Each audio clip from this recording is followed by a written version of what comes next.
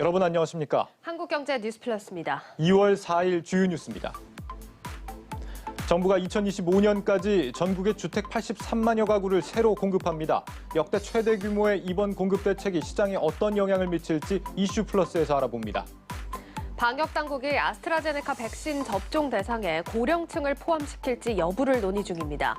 유럽에서 백신 승인 거부와 고령층 무용론이 잇따르는 상황에서 이번 결정이 백신 신뢰성 확보에 중대 분수령이 될 전망입니다. 구글과 페이스북 같은 글로벌 플랫폼 기업들이 한국 시장을 빠르게 잠식하고 있습니다. 이런 가운데 정부가 플랫폼 공정화법을 추진하면서 국내 IT 기업들은 역차별을 호소하고 있습니다. 우리나라가 유럽연합의 개인정보보호 기준을 충족하기 위해 다방면으로 노력하고 있습니다. 유럽에 진출한 국내 기업들의 데이터 비용을 획기적으로 줄일 수 있기 때문인데, 하지만 금융사들은 논의에서 제외될 수 있다는 우려가 나오고 있습니다. 첫 소식입니다. 유럽연합의 개인정보 보호 규정 GDPR. 현재 우리나라는 바로 이 GDPR 기준에 부합한다는 평가를 받기 위해 노력하고 있습니다. 적정하다는 평가를 받으면 유럽에 진출한 한국 기업들이 데이터 관련 비용을 거의 절반으로 줄일 수 있기 때문입니다. 그런데 금융회사들의 경우 협상이 통과돼도 이런 혜택을 받지 못할 위기에 놓였습니다. 금융위원회가 개인정보 관련 업무 일부를 놓지 않겠다고 맞서면서 발목을 잡고 있다는 지적입니다. 문성필 기자의 단독 보도입니다. 국내 기업들이 EU 국가들과 교역을 하려면 개인정보보호법, GDPR을 준수한다는 명목으로 별도의 비용을 지불해야 합니다. 회원국 시민들의 개인정보를 제3국으로 보내는 걸 막기 위한 EU의 방침 때문입니다. 이 같은 GDPR 준수를 위해 국내 기업들이 그동안 쓴 비용만 무려 1조 2천억 원에 이릅니다. 승인을 받게 되면 지금보다 비용을 약 40% 아낄 수 있습니다. 우리 정부가 국가 대 국가로서 EU로부터 GDPR 적정성 승인을 받기 위해 협상을 벌이고 있는 이유는 이 같은 배경에서입니다. 하지만 지난 2015년부터 협상에 들어갔는데 이미 2차례나 쓴 잔을 마셨습니다. 개인정보를 통합해서 관리 감독할 별도의 정부기구가 없다는 게 결정적인 이유였습니다. 지난해 정부가 개인정보보호위원회를 출범시키면서 재차 협상에 나섰지만 상황은 여전히 불투명합니다. 엄연히 개인정보위가 있는데 왜 금융위원회가 개인 신용정보를 관리 감독하냐며 EU가 의문을 제기한 겁니다.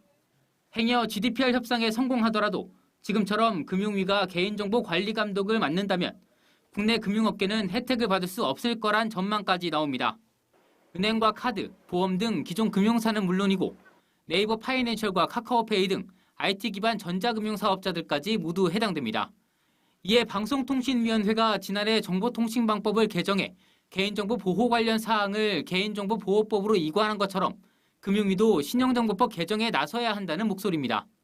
개인정보보호위원회의 독립성이라는 거는 굉장히 공허한 거 아니냐라는 반론을 저는 충분히 제기할 수 있다고 생각합니다. 금융위원회의 개인정보 기능을 개인정보보호위원회로 이관하는 게 저는 이제 맞다고 생각을 하거든요.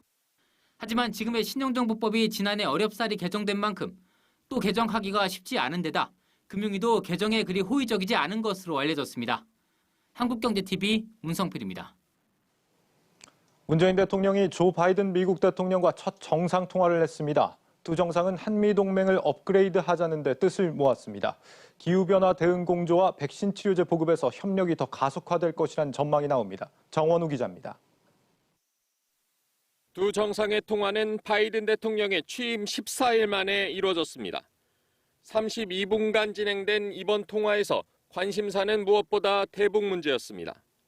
문재인 대통령의 한반도 비핵화 공동노력 제안에 바이든 대통령은 한국의 입장에 힘을 실어주며 긴밀히 협력해 나갈 것이라고 약속했습니다. 바이든 대통령은 한반도 문제 해결에 주된 당사국인 한국 측의 노력을 평가하고 한국과의 같은 입장이 중요하며 한국과 공통 목표를 위해 긴밀히 협력해 나갈 것이라고 했습니다.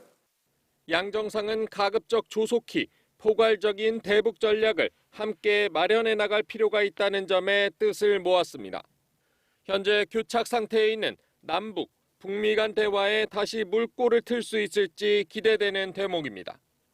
지난해 11월 당선인 신분의 바이든 대통령은 문 대통령과의 통화에서 우리나라를 인도-태평양 지역의 안보와 번영 핵심 축, 린치핀이라고 표현하며 한미동맹의 중요성을 강조한 바 있습니다. 이번 통화에서 두 정상은 기후변화와 같은 글로벌 도전 과제로까지 한미동맹을 업그레이드하자는 데 뜻을 모았습니다. 파리 기후협약 복귀에 나선 바이든 행정부와 탄소중립 2050, 그린 뉴딜 등을 추진하고 있는 우리 정부 간의 기후변화 대응 공조를 비롯해 코로나19 백신 치료제 보급, 세계 경제 회복을 위해 한미 간 협력이 가속화될 것으로 보입니다. 양 정상은 코로나 상황이 진정되는 대로 한미 정상회담을 갖기로 했습니다. 한국경제TV 정원우입니다. 최근 정부가 담뱃값을 8,000원으로 올리겠다고 발표했다가 추진할 계획이 없다고 번복하는 해프닝을 빚었습니다. 특히 담뱃값을 올린다고 흡연율이 낮아지는 건 아니라는 분석이 나옵니다. 애초에 세금으로 금연을 유도하겠다는 접근부터 달리해야 한다는 지적이 나옵니다. 고영욱 기자입니다. 우리나라 1인당 국민소득과 비교한 담뱃값은 0.0126%입니다.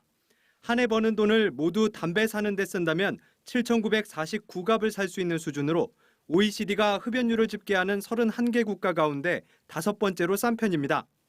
담뱃값을 올리면 흡연율이 낮아진다는 정부 주장과는 달리 프랑스, 독일 등 8개 국가는 담뱃값이 비싼데도 흡연율이 높고 미국과 룩셈부르크는 담뱃값이 싼데도 흡연율이 낮습니다.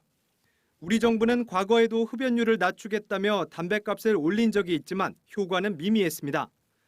우리 정부는 지난 1994년 이후 담뱃값을 7차례나 올렸습니다. 특히 2015년에는 성인 남성 흡연율을 25% 수준으로 낮추겠다며 한꺼번에 2,000원이나 올렸지만 흡연율은 아직도 30% 수준입니다. 실제로 담뱃값을 올리면 일시적으로 담배 판매량이 줄긴 했지만 이것도 작심삼일. 이듬해 다시 오르는 모습이 반복됐습니다. 담배는 가격이 오른 만큼 수요가 줄지 않기 때문인데 WHO에 따르면 우리나라와 같은 고소득 국가에선 담뱃값을 올려도 흡연율이 더 적게 떨어집니다. 국내 흡연자들이 꼽은 금연 시도 이후로도 담뱃값 인상 부담은 10%밖에 되지 않습니다. 이 정도 8,000원을 올리면 상당히 거부감이 많이 일어날 것 같아요. 지금 우리 사회가 빈부격차가 너무 심하고 이 사람들이 막 소주나 담배나 이렇게 하는데 근데 원래 세금도 많이 떼는 담뱃값이었는데 8,100원으로 올리면은 문제가 있지 않을까. 현재 4,500원인 담배 한 갑에 붙는 세금은 3,320원가량. 지난해 담배 관련 세금으로 12조 원이 거쳤는데 앞으로 10년간 흡연율이 현 추세대로 줄어든다 해도 담뱃값이 8,000원이면 관련 세수는 19조 원에 이릅니다.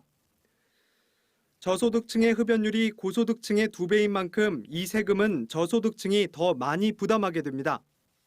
누가 가장 많이 세금을 내냐라고 하면은 서민일 가능성이 훨씬 높아요.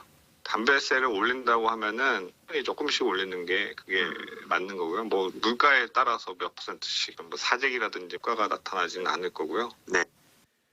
전문가들은 담배가 소비자 물가 지수 산정 시 460개 가까운 품목 중 14번째로 가중치가 높을 정도로 체감 물가에 영향을 미치는 만큼 가격 인상에 신중을 기해야 한다고 조언했습니다. 한국경제TV 고용기입니다. 아스트라제네카 코로나 백신 승인 여부를 놓고 식약처가 현재 2번째 자문회의를 진행하고 있습니다. 특히 고령자도 맞을 수 있는지 여부가 판가름 날 전망입니다. 자세한 소식 취재기자 연결해 들어봅니다. 홍원표 기자. 네, 보도국입니다. 네, 이번 자문회의 어떤 내용을 검증하는 자리입니까? 네, 이번 중앙약사심의위원회는 아스트라제네카 백신의 안전성과 효과성을 분석하는 자리입니다. 오늘 오후부터 치열한 논의가 현재 진행 중입니다. 아스트라제네카 백신은 올해 상반기에 최소 130만 명분이 들어올 예정인데 만 65세 이상 고령자 접종 여부를 놓고 논의가 지속되고 있습니다. 지난달 31일 열린 검증자문단 회의에서는 만 18세 이상 모든 성인에게 접종해야 한다는 의견이 우세했습니다. 고령자에게서도 만 64세 이하 성인들과 유사한 수준의 면역 반응을 끌어냈고 안전성도 양호하다는 판단이었습니다. 고령층의 중대한 이상 사례도 없었습니다. 오늘 열리는 약심위는 검증자문단보다 더 많은 전문가들이 참가하기 때문에 보다 심도 있는 논의가 이루어질 전망입니다. 네, 그러니까 앞서 열린 검증 자문단 회의에서는 고령자에게 접종을 해도 된다고 권고를 했다는 건데 유럽에서는 고령층 접종을 제한하는 나라들이 더 늘고 있습니다. 이 부분이 우리나라에도 영향을 줄 수 있다고요? 네, 말씀하신 것처럼 유럽 각국에서는 유럽의약품청에 허가하는 별도로 아스트라제네카 백신의 만 65세 이상 고령층 접종을 권고하지 않는 나라가 많습니다. 독일과 프랑스는 접종 연령을 만 65세 이하로, 이탈리아와 벨기에는 만 55세 이하로 제한했고 스위스는 승인을 보류했습니다.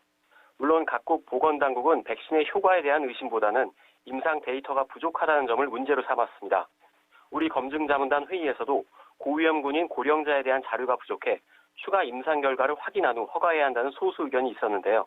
이 때문에 일부 영향을 줄 가능성도 완전히 배제할 수는 없는 상황입니다. 약심의 결과는 오후 늦게 나올 예정이고 이후 마지막 자문 단계인 최종 점검위원회를 거치면 허가 여부가 결정됩니다. 한국경제TV 홍원표입니다.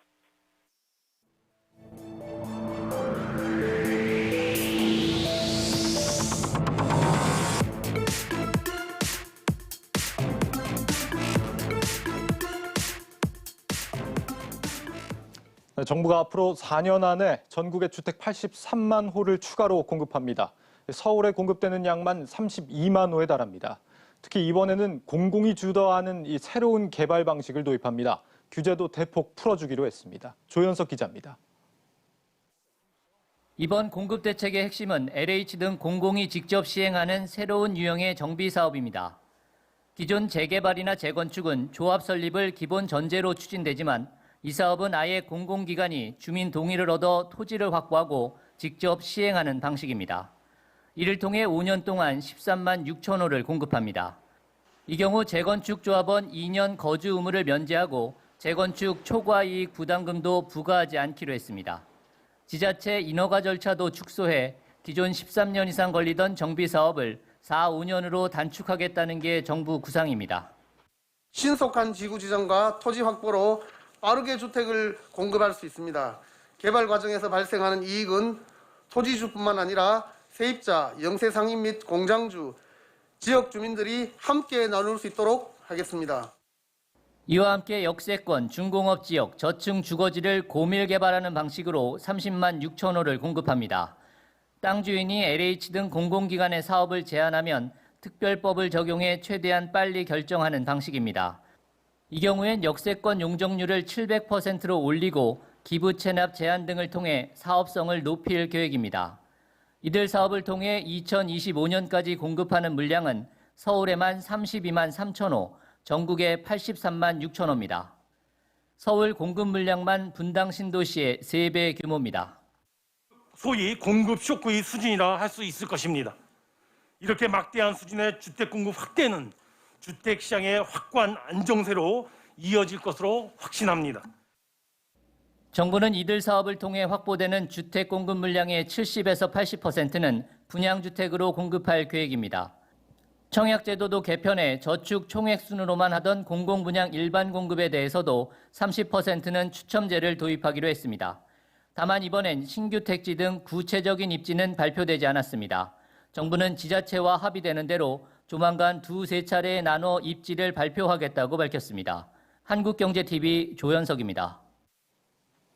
네, 용적률과 재건축 초과이익 환수제 같은 규제들을 풀어주는 대신 공공이 모든 주도권을 쥐겠다.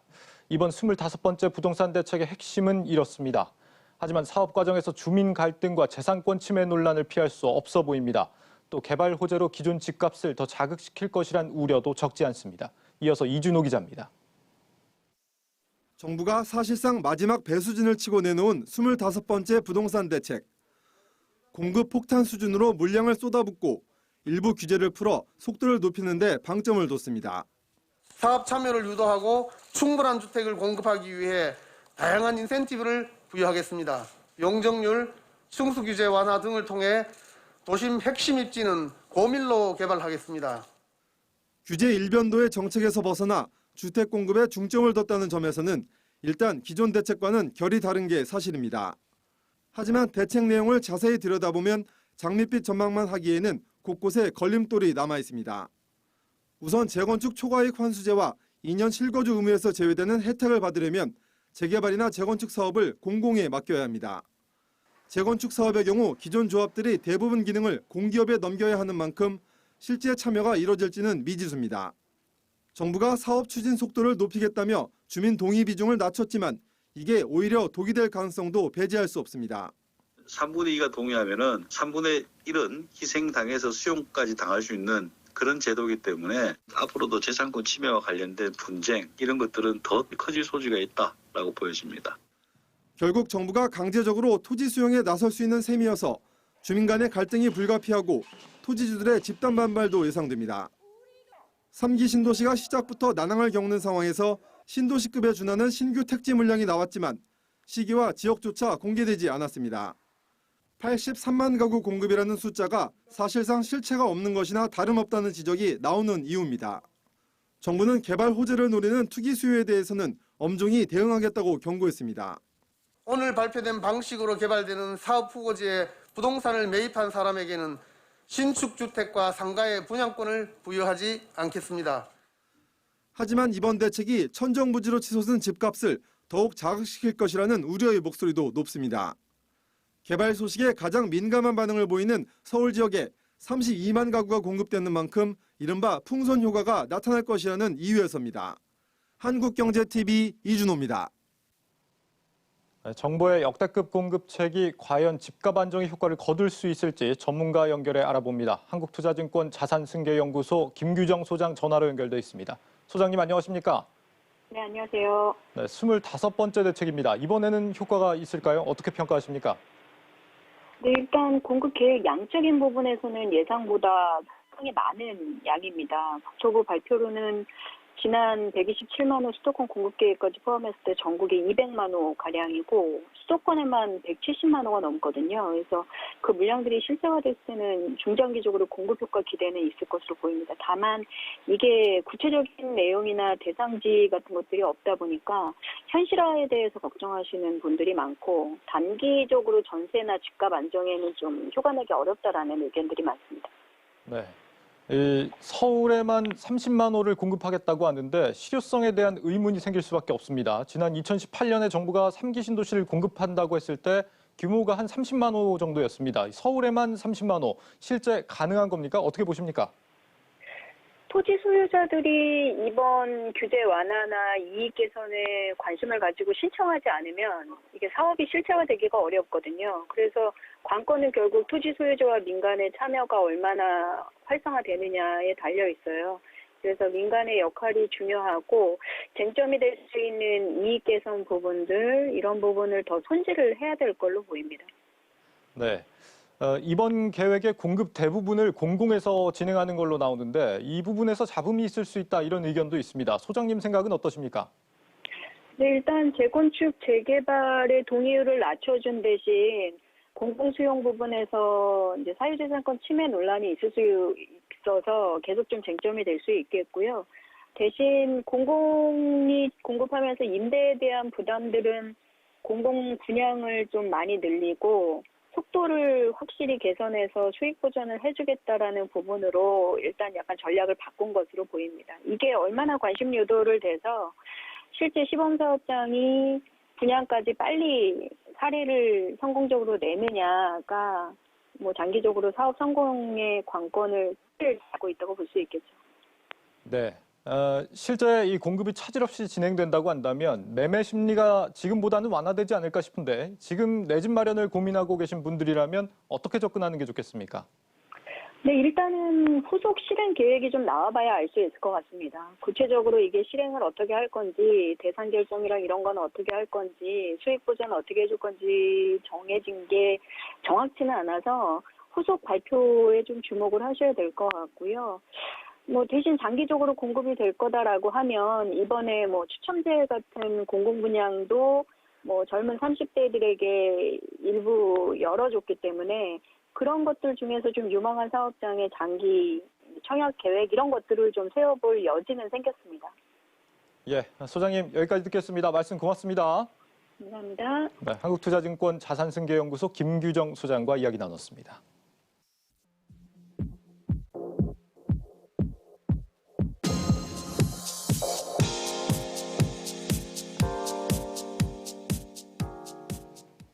네, 이슈플러스 두 번째 주제는 플랫폼 기업 규제 움직임입니다. 이 온라인 플랫폼 기업들의 이 갑질 행태는 전 세계적인 고민입니다. 일방적인 수수료 인상, 검색 알고리즘 조작 같은 문제들을 해결하기 위해 우리 정부는 온라인 플랫폼 공정화법을 추진하기로 했습니다. 어떤 내용이 담기는지 먼저 양현주 기자가 정리했습니다. 최근 전 세계적으로 플랫폼 기업들에 대한 규제 움직임이 나타나고 있습니다. 이 플랫폼 기업들이 시장에서의 독점적 지위를 이용해 공정한 경쟁을 저해한다는 우려가 커지고 있기 때문인데요. 미국 바이든 대통령은 대선 공약으로 구글과 애플, 페이스북 등 빅테크 기업에 대한 규제 강화를 내세우기도 했습니다. EU 역시 지난해 12월 IT 기업의 반독점 행위 처벌을 강화하는 법안을 공개하기도 했습니다. 국내에서도 배달의 민족의 일방적인 수수료 인상이나 네이버의 검색 알고리즘 조작 등 갑질 논란이 불거지면서 온라인 플랫폼 공정화법 제정이 추진 중입니다. 이 법안의 핵심은 플랫폼 사업자와 입점업체 간 거래 내용을 명확하게 하고 플랫폼 기업의 불공정 행위를 막는 데 있습니다. 해당 규제가 적용되는 기업은 온라인 플랫폼 중개 사업자 중 총 매출액이 100억 원 이상, 판매 금액 1,000억 원 이상인 기업입니다. 네이버와 카카오, 쿠팡, 구글 등 20개에서 30개 기업이 포함될 예정입니다. 또한 해당 법안은 분쟁을 예방하기 위해 필수 기재 항목이 포함된 계약서를 반드시 교부하도록 했는데요. 여기에는 온라인 플랫폼 노출 순서와 기준, 손해분담 기준 등을 명시해야 합니다. 플랫폼 기업의 입점업체에 대한 구입 강제 행위, 타 플랫폼 입점 방해 행위, 손해 떠넘기기 등은 불공정 행위로 규정했습니다. 만일 이를 어기면 손해액 대비 2배, 최대 10억 원의 과징금이 부과됩니다. 한국경제TV 양현주입니다. 네, 좋은 취지와는 달리 이번 법안은 새로운 논란을 낳고 있습니다. 적용 기준이 모호하고 무엇보다 해외 플랫폼과 역차별 문제가 나타날 수 있다는 겁니다. 성장에 제동이 걸릴까 업계는 노심초사하고 있습니다. 이어서 임동진 기자입니다. 온라인 플랫폼 업계가 가장 우려하는 것은 해외 기업과의 역차별 문제입니다. 공정거래위원회는 국내외 기업 차별 없이 법을 적용하겠다는 입장이지만 업계는 그간의 사례를 비춰볼 때 쉽지 않을 것으로 보고 있습니다. 실제 우리 정부는 구글의 갑질로 평가받는 인앱 결제 강제에 대해 미온적인 태도를 보이고 있습니다. 또한 국내에서 막대한 수익을 내면서도 망 이용료를 내지 않고 있는 넷플릭스 역시 규제하지 못하고 있습니다. 미국이나 해외 기업들은 국내 사무소가 있지만 자료는 다 해외에 있거든요. 그래서 그 해외 기업이 협조해주지 않으면 자료 접근이 안 됩니다. 그러니까 조사와 집행하는 데 있어서 확실하게 이제 자료 접근성의 차이가 있기 때문에 혐의를 밝히거나 이런 데서도 차이가 있을 수밖에 없는 게 현실인 것 같습니다. 상품 노출 순서와 기준 등이 담긴 계약서 작성 의무를 놓고 영업기밀이 노출될 수 있다는 우려도 나옵니다. 이미 플랫폼 사업자들은 입점 업체에 기본적인 검색 결과 방식을 공유하고 있는데 해당 법안이 시행되면 정부가 과도한 정보를 요구할 수 있다는 겁니다. 기업들이 인식하는 그 정보 공개 범위 그리고 정보 공개의 수준과 지금 정부 부처에서 생각하는 공개 범위와 공개 수준이 괴리가 현격히 차이가 난다고 봅니다. 거기에 문제가 있는 것 같습니다. 전문가들은 규제 대상 선정 기준에도 문제가 있다고 지적합니다. 매출액 100억 원 또는 중개거래액 1,000억 원 이상이면 대상이 되는데 단기간에 매출이 급등했거나 고가의 제품을 거래하는 스타트업들이 피해를 볼 수 있기 때문입니다. 현재 20개 이상의 스타트업들이 온라인 플랫폼법 적용을 받을 것으로 추정되고 있습니다. 비슷한 규제를 하고 있는 EU나 일본의 경우 자국 기업이 아닌 구글이나 아마존 같은 글로벌 대기업만 대상으로 하고 있는 것과 차이가 납니다. 작은 규모의 스타트업까지 모두 규제 대상으로 넣을 경우 예를 들어 2m 물속에 모든 사람들을 빠뜨리면 키가 작은 사람들은 다 죽고 거인들만 살아남지 않겠습니까? 그러니까 이것이 빅테크 자이언트들만 살아남게 하는 법이다. 저희는 그렇게 보고 있습니다. 디지털 경제 발전의 원동력이 되는 플랫폼 산업을 육성하기 위해선 시장 지배적 사업자로 규제 대상을 축소하는 게 바람직하다는 의미입니다. 한국경제TV 임동진입니다. 규제에 대한 전문가 의견 들어보겠습니다. 경찰대 법학과 정혜련 교수 나와 있습니다. 교수님 어서 오십시오. 네, 안녕하십니까. 안녕하세요. 이 플랫폼 규제가 지금 우리나라만의 움직임이 아니죠. 지금 뭐 다른 나라들은 어떻게 규제가 되고 있는지 궁금합니다. 네, 우선 전자상거래하고 검색 엔진에 대한 불공정 거래 관행 때문에 EU 차원에서 먼저 오랜 그 논의 끝에 EU 규칙이 먼저 생겨났습니다. 네. 이에 따라서 일본에서 이어서 이제 비슷한 법률을 제정했고요. 그리고 작년에는 우리 공정위에서도 법안을 제안을 했습니다. 네. 우리나라랑은 좀 다릅니까? 어떻습니까? 물론 내용은 비슷하지만 사실 그 목적에 있어서는 다 각 국가가 좀 그 특색이 있습니다. 네. EU 같은 경우에는 앞서 말씀드렸듯이 그 검색 엔진과 그리고 전자상거래 쪽에 대한 어떤 빅테크에 대한 어떤 견제의 차원에서 그 입법을 시작을 했고, 예. 그리고 일본 같은 경우에는 이제 그 경제 산업성의 차원에서 그 빅테크라는 어떤 그러한 그 산업을 조성하기 위한 목적으로서 예. 그 법안을 만들었지만, 이제 우리 같은 경우에는 이제 배달앱과 입점업체 간의 어떤 그 사건이 있었기 때문에 그런 네. 것들을 좀 해결하고자 하는 차원에서 공정거래위원회가 그 법안을 제안한 것으로 그렇게 파악하고 있습니다. 그래서 네. 그 입법의 목적이 각각 다른 것으로 그렇게 그렇군요. 파악이 됩니다. 예. 요즘 뭐 정부뿐 아니라 여당에서도 또 뭐 별도의 플랫폼 규제 법안을 지금 쏟아내고 있는 그런 모습입니다. 그래서 이렇게 이 중복 규제가 적용되는 게 아니냐 이런 지적도 있는데 여기에 대해서 교수님은 어떻게 생각하십니까? 네, 결론부터 말씀드리면 중복 규제의 폐단은 불필요한 비용을 발생하기 때문에 매우 위험하기도 하고 부정적인 것은 맞습니다. 즉 기관 간의 다툼을 조성해서 행정 처리 등의 어떤 비용이랄지 시간에 대한 어떤 지연을 발생시키고, 또 수건 다툼으로 인해서 또 입법 해석 등의 문제 등을 예. 그 여파가 또 이제 사업자한테까지 미치면서 또 부정적인 영향을 끼치고, 또 그것이 이제 간접적 영향이 또 다른 관련 시장에까지 미치게 된다라면 더욱더 문제가 커질 것이기 때문에 예. 그래서 이 법안에 대해서 먼저 규제 입법의 차원에서는 입법 필요성이 먼저 검증이 되어야 할 것이고, 또 예. 규제 기관의 수건 문제에 대해서는 기관 간에는 가장 우선시 되어야 될 것이 시장 조성과 또 경쟁의 차원에서 산업 육성에 대한 걸림돌이 되지 않아야 되는 것이 가장 우선이 되어야 될 것으로 생각됩니다. 그렇군요. 중복 규제가 불필요한 비용을 유발할 수도 있겠네요. 정당성을 갖춘 규제를 조금 신중하게 접근을 해야 된다 이런 말씀이신 것 같은데, 규제가 실제 시행이 되면은 소비자 입장에서는 어떻습니까? 도움이 될까요?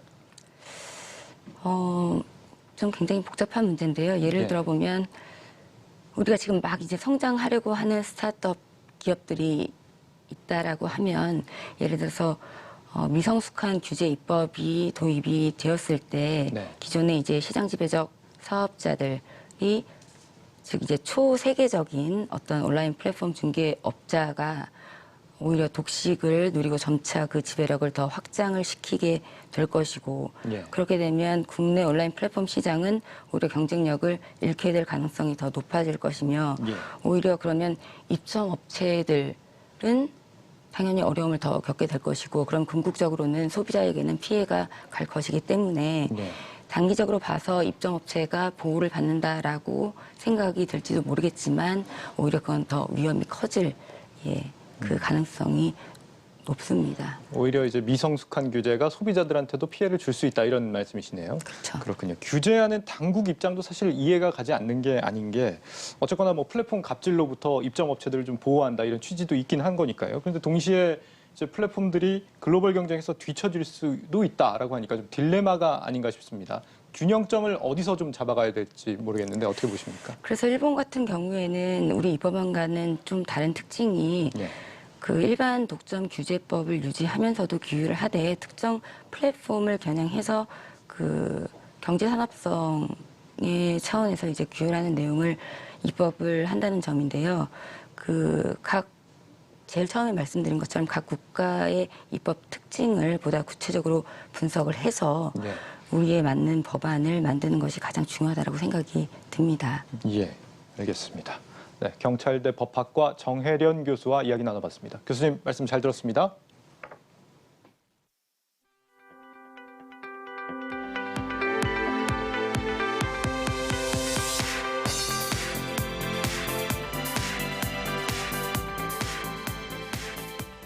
정부가 코로나19 변이 바이러스에 의한 3월과 4월 사이 4차 대유행 가능성을 공식 언급했습니다.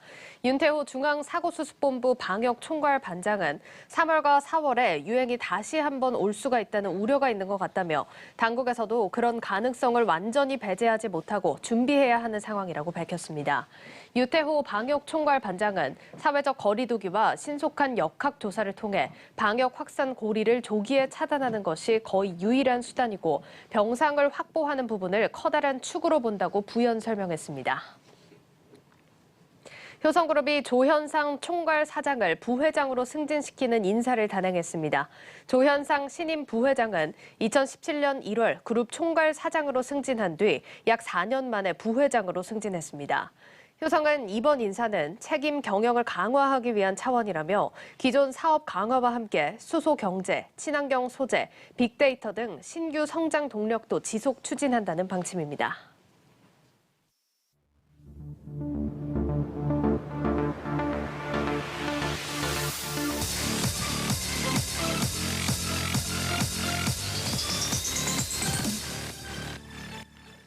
네, 박혜린 증권부 기자와 함께하는 뉴스앤마켓 시간 이어가겠습니다. 자, 앞서 이슈플러스에서 저희가 부동산 대책에 대한 이야기 자세하게 들어봤습니다. 여기에 연동되는 게 뭐 건설주를 시작으로 다양한 섹터들이 있는 모습인데 생각해보면 저희가 뭐 인테리어나 리모델링 이런 부분은 좀 많이 안 다뤄본 것 같아서 오늘 한번 다뤄보면 좋을 것 같습니다. 네, 그렇다면 이번 부동산 대책 외에도 여러 이슈가 얽혀있는 LG 하우시스를 다뤄보겠습니다. 네, LG 하우시스가 오늘 뭐 관련 종목 중에서도 시총 대비해서는 상승폭이 컸습니다. 네, 그렇습니다. 정부가 오는 2025년까지 전국 83만 호 주택을 추가로 공급하겠다라고 밝히면서 이 창호와 바닥재 등 건축자재를 주력으로 하는 LG 하우시스도 상승 탄력을 받았습니다. 올 들어 기관 투자자는 단 하루를 제외하고 LG 하우시스를 줄곧 팔았는데요. 네. 오늘은 순매수로 전환했고 외국인 투자자의 자금도 함께 들어왔습니다. 알겠습니다. 자, 앞서 LG 하우시스를 다루겠다라고 할 때 여러 이슈가 얽혀 있다라고 얘기를 해주셨는데 다른 이슈도 궁금합니다. 뭐 실적이 잘 나왔나요? 네, 간략하게 먼저 말씀드리면 지난해 LG 하우시스의 매출은 전년 대비 4.7% 감소했고 795억 원의 순손실을 기록했습니다. 알겠습니다. 좀 기대를 했었는데 일단 실적은 부진한 상황입니다. 그리고 이제 주가 차트를 같이 보면 또 좋을 것 같은데요. 지난달 이제 26일에는 8만 8천 원까지 주가가 올라온 모습이었습니다. 지금은 뭐 종가 기준으로 한 8만 원 선을 가리키고 있는 모습인데 실적이 언제쯤 발표가 됐을까요? 네, 지난달 28일 발표됐습니다. 알겠습니다. 자, 그러면 생각보다는 지금 차트를 보시면 주가가 그렇게 크게 영향을 받지 않은 것 같습니다. 네, 결론적으로 말씀드리면 LG 하우시스가 최근 알턴 2를 빼기로 결정하면서 향후 실적 개선에 대한 기대감이 커졌기 때문입니다. 알겠습니다. 이 얘기를 들으니까 또 LG전자가 생각이 나는데 알턴 2를 뺐다라고 한다면 뭐 LG전자랑 비슷한 결정을 했다 이런 얘기인가요? 네, 맞습니다. LG 하우시스는 건축자재 사업 부문과 함께 자동차 소재 산업용 필름 사업도 같이 하고 있었는데요. 이 사업부는 매년 수백억 원의 적자를 기록해 실적 부진의 주 요인으로 꼽혀왔습니다. 지난해에만 영업 손실 453억 원을 기록해 전년 대비 2배 이상으로 적자폭을 확대했고요. 최근 LG 하우시스가 이 사업부를 현대 BNG 스틸에 매각하기로 하면서 시장에 이목이 집중됐습니다. 네, 실적이 조금 부진하긴 했지만 투자자들 입장에서는 이게 또 좋은 소식으로 받아들였나 보네요. 네, 맞습니다. 이 사업부는 LG 하우시스 투자자들 사이에서 그동안 밑빠진 독, 블랙홀로 불려왔는데요. 개인 투자자들은 이 소식이 발표된 26일부터 어제까지 213억 7천만 원가량의 자금을 넣었습니다. 네, 일단 매각 소식이 전해지면서 개인 투자자들 좀 매수 물량이 좀 들어온다는 점 확인을 해봤고요. 증권업계에서는 이 부분 어떻게 평가를 하고 있습니까? 업계에서도 긍정적으로 보고 있습니다. 이번 딜의 규모가 약 3,500억 원 선으로 알려졌는데요. 매각을 통한 자금 확보와 이 돈을 향후 건자재 중심으로 집중 투자할 수 있다는 기대감이 나오고 있는 상황입니다. 유한타증권은 매각 이후 연간 영업이익 개선 효과가 올 기준 약 20% 수준을 기록할 것으로 추정했습니다. 알겠습니다. 일단 증권가에서도 긍정적인 분석을 내놨습니다. 보면 이제 알턴 2도 뺐고 부동산 대책도 나오면서 전망도 좋게 나올 것 같아요. 네, 맞습니다. 적자 사업 매각으로 수익성이 정상화됨과 동시에 말씀하셨던 업황도 좋고요. 유통 채널 다양화를 통해 이익 증가도 예상되는 상황입니다. 금융정보업체 FN가이드에 따르면 증권사들은 올해 LG 하우시스가 흑자 전환하고 연간 매출액과 영업이익이 각각 2%, 48% 증가할 것으로 것으로 전망하고 있습니다. 알겠습니다. 또 이제 LG 얘기를 하다 보니까 생각이 나는 게 LG 하우시스가 이 LG그룹에서 분리되는 회사 중에 하나 아닙니까? 네, 맞습니다. LG 하우시스는 올해 5월 LG그룹에서 분리됩니다. LG 상사와 함께 구본준 주 LG 고문이 이끄는 신설 지주회사에 소속될 예정입니다. 네, 그래서 업계에선 이번 매각을 두고 신설 지주로 가기 전 재무 구조를 건전하게 하기 위한 사전 조치가 아니겠느냐라는 해석까지 나오고 있습니다. 지금 들어보면 업황도 그렇고 정책도 그렇고 LG 하우시스가 새 그룹 안에서 역할이 그래도 적지 않겠어요? 네, 제가 LG 상사를 다룰 때 설명드렸듯 LG 상사에 대한 기대감이 우선 1차적이고요. 오늘 LG 상사 주가가 장중 7%대까지 상승세를 보이기도 했습니다. LG 하우시스도 신설 지준의 영향력이 클 것으로 보고 또 주력 사업의 전문화와 집중적인 투자에도 나설 것으로 업계는 보고 있습니다. 알겠습니다. 이렇게 기대감이 일고 있는 상황인데 증권사 목표 주가도 궁금합니다. 네, KF투자증권은 최근 목표가를 81,000원에서 11만 원까지 올렸습니다. 유한타증권은 93,000원, 하나투자증권은 92,000원까지 제시하고 있습니다. 네, 오늘 이렇게 LG 하우시스 기대감을 많이 받고 있는 종목입니다. 관련 사안들 참고해 보시면 좋겠습니다. 증권부 박혜린 기자와 함께했습니다. 고맙습니다.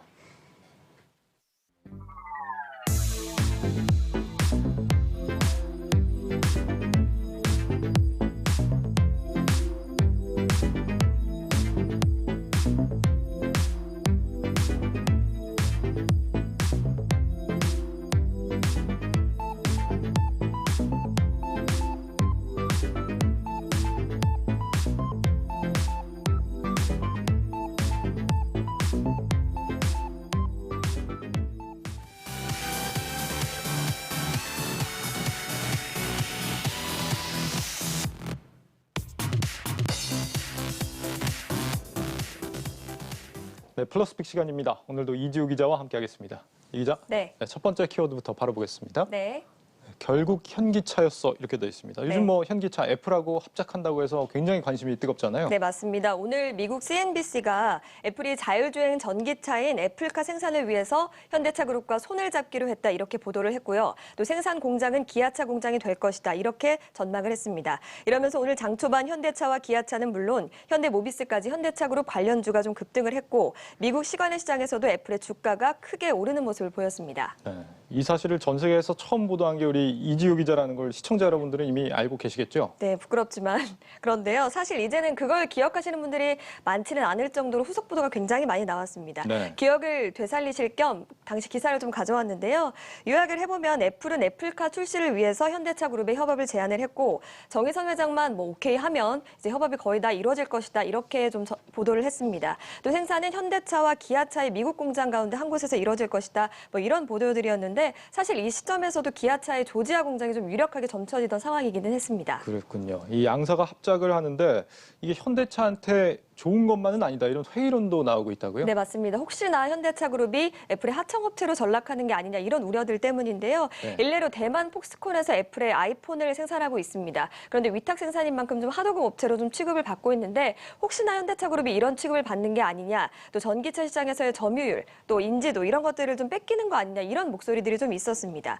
그래서 현대차 그룹은 취재를 좀 해보니까 애플카의 핵심이라고 할 수 있는 배터리를 좀 공동으로 개발을 하고 싶어 했고요. 협업의 내용 안에 좀 포함을 시키고 싶어 했습니다. 그래서 이런 안들이 좀 논의를 되고 있었는데 최종적으로 이런 안이 좀 포함될지는 모르겠습니다만 어떤 방식으로든 세계 최대 IT 업체인 애플에 어떤 협업을 내미는 손을 좀 거절하기는 쉽지 않을 것으로 보입니다.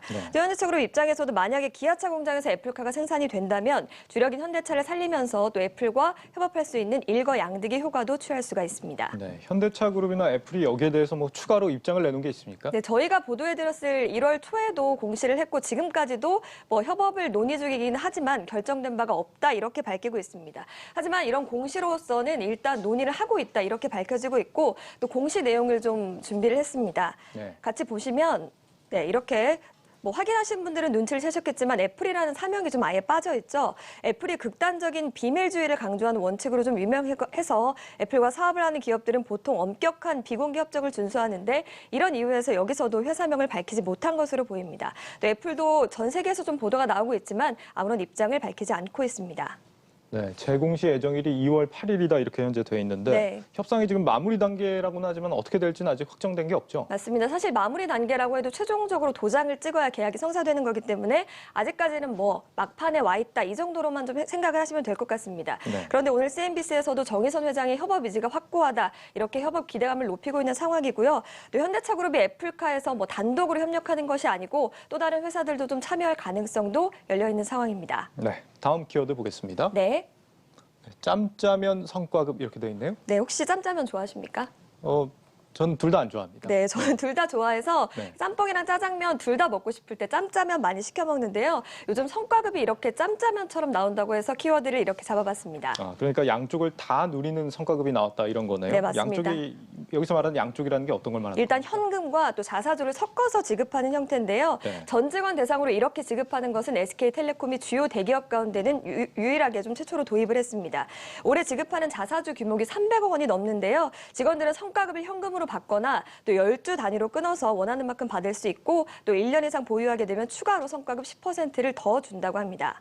네, 성과급 일부를 자사주로 준다 이건데 이렇게 되면은 얻을 수 있는 효과가 있습니까? 네, 일단 자사주를 줬는데 주가가 오르면 직원들의 이익도 커지니까 성장을 위해서 직원들이 더 열심히 일하겠죠. 그럼 기업 입장에서도 로열티를 좀 확보할 수가 있게 됩니다. 또 현금이 일시적으로 빠져나가는 것보다 자본 운용에도 더 수월하다 이렇게 볼 수가 있겠습니다. 직원들도 주가가 뛰면 시세 차익을 좀 볼 수가 있겠죠. 실제로 SK텔레콤의 지난해 실적이 굉장히 좋았습니다. 그래서 오늘 10% 목표 주가를 올려잡은 증권사들도 있었는데 이런 만큼 좀 자사주에 대해서 기대감도 커지고 있는 상황입니다. 예, 그렇군요. 이렇게 자사주를 나눠주는 회사가 과거에도 있지 않았습니까? 네, 전 직원을 대상으로는 아니었는데 최근에 네이버가 있었습니다. 네이버가 지난달 28일에 사상 최대 실적을 낸 공으로 한성숙 대표를 비롯해서 임원들한테 자사주 상여금을 좀 지급을 했는데요. 네. 줬을 시점에 네이버 주가가 35만 5천 원이었는데 3일 종가를 기준으로 봤을 때 한성숙 대표는 그냥 1,500만 원 이상을 좀 벌었다 이렇게 보실 수 있겠습니다. 네, 네이버도 있지만 카카오 같은 경우도 전 임직원한테 이 스톡 옵션을 준 적이 있지 않습니까? 맞습니다. 네이버의 이런 조치가 사실 카카오, 경쟁사인 카카오를 좀 의식한 거 아니냐 이런 말도 업계에서는 좀 돌고 있는 상황인데요. 네. 카카오가 2017년부터 스톡옵션을 좀 부여를 하고 있습니다. 그런데 주가가 크게 뛰면서 수십억 원대의 스톡옵션 차익을 직원들이 보게 됐고요. 자회사인 카카오 게임즈도 IPO 이후에 큰 차익을 누린 것으로 좀 나타나고 있습니다. 이런 까닭에 직원들도 좀 선호를 하고 있고 IT 기업이나 바이오 기업 등도 앞다퉈 도입을 하면서 새로운 트렌드가 되고 있습니다. 네, 마지막 키워드 보겠습니다. 네. 여기까지가 끝인가 보. 이거 노래 가사 아닙니까? 네. 누구 얘기입니까? 네, 3천선을 돌파하면서 승승장구했던 코스피가 얼마 전에 3천선 밑으로 좀 고꾸라졌죠. 이러면서 또 노래를 부를 뻔했는데 여기까지가 끝인가 보 뭐 이런 의견들이 있어서 키워드를 이렇게 잡아봤습니다. 네, 앞으로 뭐 조정이 된다, 반등한다, 뭐 아직도 방향성이 명확하지 않은 것 같은데요. 네, 맞습니다. 우선 이게 끝이라고 보는 것은 미국의 투자은행 모건스탠리인데요. 모건스탠리는 일부 신흥 주식시장이 이미 정점을 맞았고 우리나라는 이미 1월 초에 정점을 맞췄다 이렇게 좀 진단을 했습니다. 특히나 MSCI라는 신흥시장 지수가 좀 올해 목표치를 돌파한 뒤에 하락하고 있고 여기에 영향을 받는 구리값도 좀 하락하고 있는 점 등을 이유로 들었습니다. 네. 특히나 모건스탠리가 한국 증시가 주요 기업들의 실적을 좀 선행하는 경향이 있는데 그런 면에서 1월 11일에 이미 정점을 찍었다. 이렇게 강조했습니다. 모건 스탠리는 예전부터 좀 조정론을 계속 언급해온 적이 있는데 혹시 맞습니다. 다른 견해는 없습니까? 있습니다. 희망적인 전망도 있는데요. 세계 최대 자산운용사인 블랙록은 미국 시장의 주식시장 강세가 6개월 더 갈 것이다. 이렇게 전망을 하고 있었습니다. 경제 주체의 매수 여력이 좀 남아있고 밸류에이션의 부담도 크게 우려할 수준은 아니다. 이런 게 이유였는데요. 최근에 변동성도 공매도 등으로 인한 일시적인 현상이다. 이렇게 강조를 했습니다. 이런 전망은 사실 미국 증시에 관한 것이기도 하지만 우리나라에도 적용을 할 수가 있다. 이런 지적들도 나오고 있고 또 블랙록 역시 신흥국에 대해서도 매수 포지션을 취했습니다. 네, 둘 다 세계에서 가장 저명한 자산 운용사들인데 전망은 완전히 엇갈리네요. 네, 맞습니다. 그런데 일단 2월 한 달은 좀 변동성이 있을 수 있으니 주의를 하시는 게 필요할 것 같은데요. 예. 국내 증권사는 2월이 조정기가 될 것으로 예상을 하고 코스피를 2,650에서 3,200 사이에 움직일 것으로 좀 전망을 하고 있습니다. 일단 연초에 코스피가 너무 많이 올랐던 만큼 밸류에이션 부담이 좀 있는데 이를 해소하는 자연스러운 현상이라는 게 전문가들의 분석입니다. 때문에 구조적 성장주, 예를 들면 인터넷이나 2차 전지, 또 수출주의 비중을 확대하는 기회로 삼으라는 조언도 있었습니다. 네, 플러스픽 이지호 기자와 함께했습니다. 잘 들었습니다. 고맙습니다.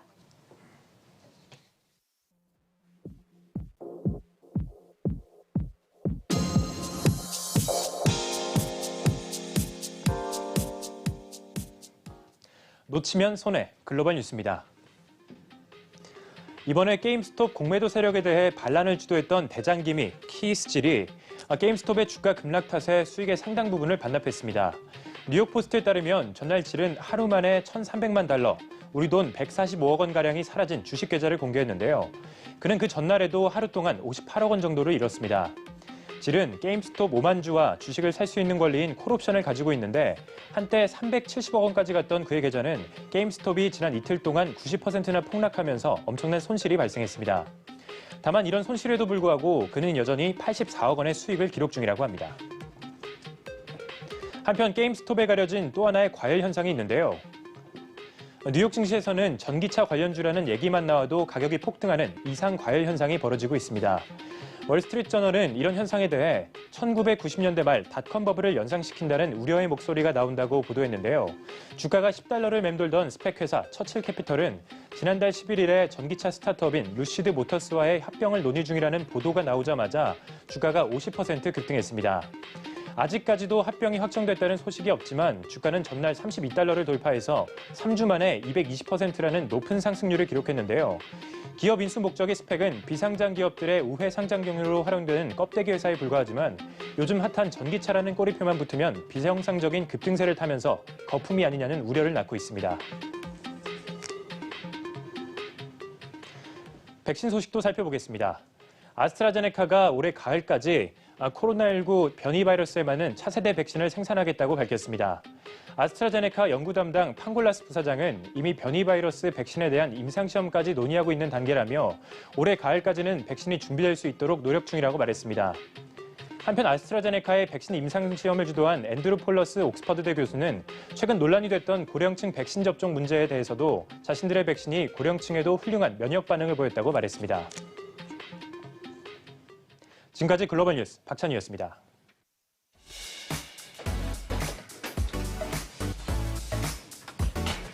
이어서 주요 일정 전해드립니다. 먼저 국내에서는 프레스티지 바이오파마가 코스피 시장에 신규 상장합니다. 또 NC소프트와 롯데케미칼 등 기업 실적 발표도 이어집니다. 글로벌 일정으로는 미국에서 주간 신규 실업수당 청구 건수가 발표되고 유로존에서는 ECB 경제 보고서가 발간된다는 점까지 전해드리겠습니다. 역대급 주택 공급 방안이 오늘 공개됐습니다. 임대에서 분양 중심으로 공급 정책을 선회하면서 시장의 의견이 어느 정도 반영됐다라는 평가가 나옵니다. 다만 짧은 시간 안에 대규모 공급을 밀어붙이다 보면 품질 저하로 이어질 수 있겠죠. 우려되는 부분입니다. 네, 계획된 규모가 모두 공급이 된다면 내 집 마련에 대한 불안감은 분명 완화될 겁니다. 하지만 수요자들이 그런 믿음을 갖기는 쉽지 않아 보입니다. 그동안 번번이 실패해온 역사들이 이 정부를 양치기 소년으로 만들어버리는 것은 아닌지 모르겠습니다. 그래도 믿음을 가져보시죠. 오늘은 여기까지입니다. 네, 시청해주신 여러분 고맙습니다.